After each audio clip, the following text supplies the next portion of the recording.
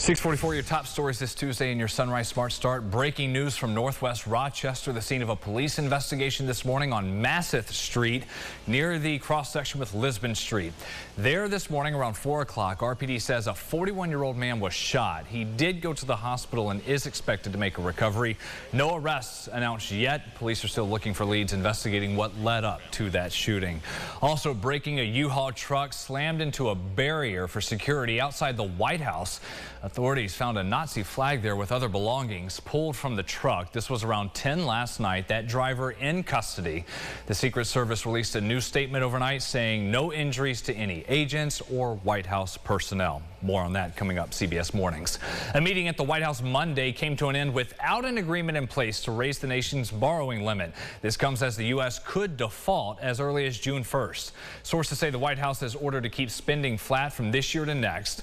They say Republicans want to increase defense spending while cutting everything else by up to 22%.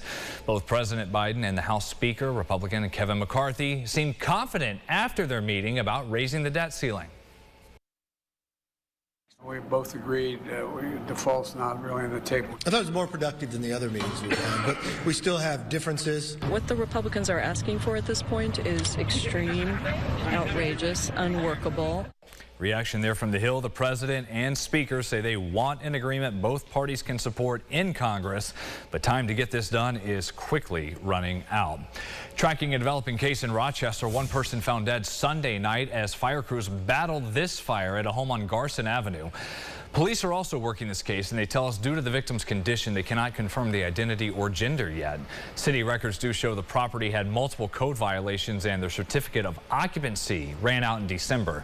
The cause of that fire has not been announced. To New York City, where the Mayor Eric Adams and Governor Kathy Hochul are pressing leaders in Washington to expedite work authorizations for asylum seekers. It could take years for them to get a work permit. Officials there say thousands of migrants keep arriving in New York City, many of them unable to work under the current restrictions. Hochul says she's been speaking to the White House, asking for more money, more shelter, and more support. At the same time, we have a historic labor shortage. We also have this unprecedented influx of individuals arriving in New York, all of them legally seeking asylum. They're eager to work. They want to work. They came here in search of work and a new future, and they can become part of our economy and part of our communities. And people are ready to start training them right in facilities like we have here today. Mayor Adams is asking for other counties outside the city for help. Republican lawmakers on Long Island, though, are seeking legal action. In Suffolk County, they are pushing back, saying they are not responsible for shouldering this burden. In our area, a number of counties like Genesee and Orleans have already declared states of emergency.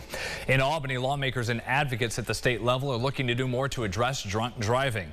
Proposed legislation at the Capitol could require more people who break drunk driving laws to pay for ignition interlock systems in their car, requiring first-time offenders convicted of DWAI or DWI to have the breathalyzers installed. Judges currently can order an offender to either give up their vehicle or have the device installed in their car. Happening this morning, dozens of high schoolers from the Rochester area are making the trip down the thruway to Albany, all to push for changes to help students be better prepared for college. Jatira Marsh was there seeing them off this morning. She's back here in studio with that story. Jatira. Brennan, this is for Advanced Placement Day in Albany. 40 high school students coming from several high schools in the area are heading to the state capitol to advocate for continued support for AP courses. The point is to urge lawmakers to maintain funding to cover AP exam fees for low-income students and expand access in schools with few or no AP courses. The students will attend meetings with members of the local state delegation. One of the supervisors shares the importance of this travel. These tests are very expensive. They run on $90-ish. Some of these students are taking more than one AP course. So just to continue that funding to support these courses, make sure these students have access. It sort of equalizes the playing field so that they can build their own academic communities. And when they see all these other students from New York, maybe they'll make some connections. The students are expected to arrive around 9 this morning. Brennan, back to you. All right, Jatira, thank you. It is 6:49. Let's get some updates on your morning drive here with our Sunrise traffic report. Told you moments ago about the latest crash reported in Ogden, Buffalo Road and Stony Point Road. Pulling up the map elsewhere right now, the expressways, they're looking okay. Nothing in terms of new accidents to report on the busier roads. The Rochester Police Accountability Board is putting out another round of new recommendations. This includes 19 suggested changes to make to RPD's data and misconduct reports to make them more transparent and accessible. As part of the PAB's report, RPD got an overall transparency score of 42, which the PAB says is not perfect, but it is similar to other agencies around the country. The recommendations were delivered to the police department, city council, and Mayor Malik Evans yesterday afternoon in hopes of getting a response within the next month. Prior recommendations covered guidelines for discipline for officers. A limited housing inventory here in our region is becoming troublesome for new home buyers. Realtors we spoke with say the supply of homes on the market is drying up. One expert notes the county alone here in Monroe only has 390 properties listed. Typically, that number would be around 3,000. We haven't had this happen in a number of years, if ever, where we have virtually the people in their 20s and the people in their 80s all looking for housing changes. And because of the lack of inventory, it's tough. People are being, they're still in the market, but it's taking much longer. On a positive note, as prices have stayed high, interest rates have stabilized, and they don't expect those to go up much further, if at all. RPD has launched a new recruitment initiative called A Challenge and a Charge, a more responsive Rochester. The goal is to build trust by teaming up with different groups like churches, businesses, and schools, all to help widen the pool of new officer applicants. At some point, you got to have those restorative dialogue with the community. So here's my situation. I'm asking you for your help, and at the same time, I'm asking you to trust me.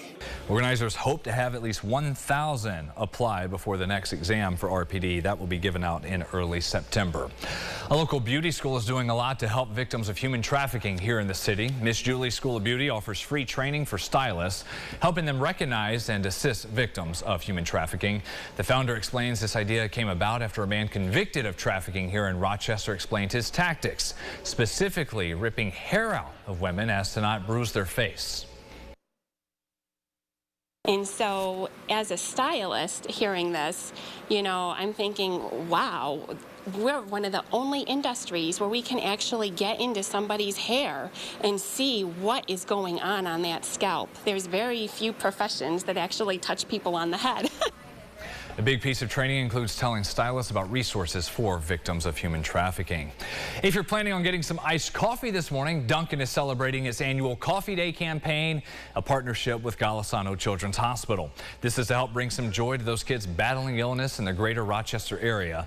$1 from every iced coffee sold nationwide will be donated to the Dunkin' Joy in Childhood Foundation. Last year, this day raised $1.8 million. Fresh off this area hosting a major golf championship, another group was out teeing off for a great cause. Camp Good Days and Special Times had the 40th annual, by the way, Tournament of Love, which benefits children and families affected by cancer and sickle cell anemia.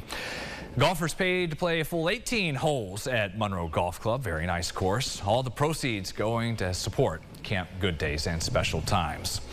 Next year, the Dean of the Eastman School of Music, Jamil Rossi, will be stepping down. He's taking on another role there.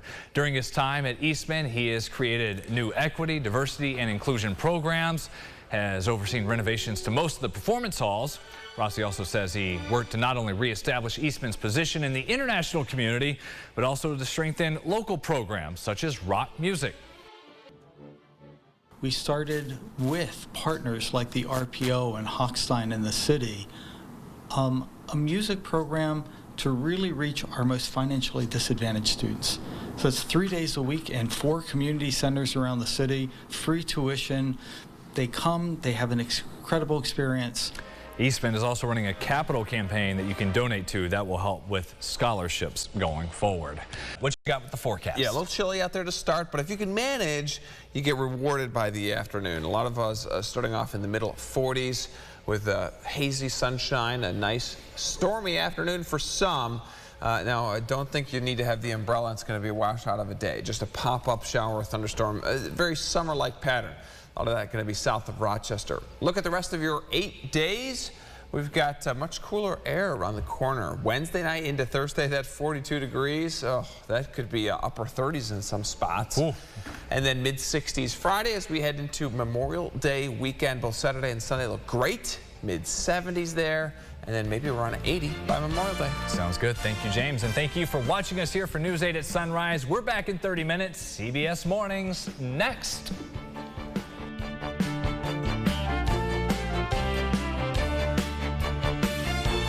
Follow News 8 wherever you are on RochesterFirst.com, Facebook, Twitter, and on our app for news and weather.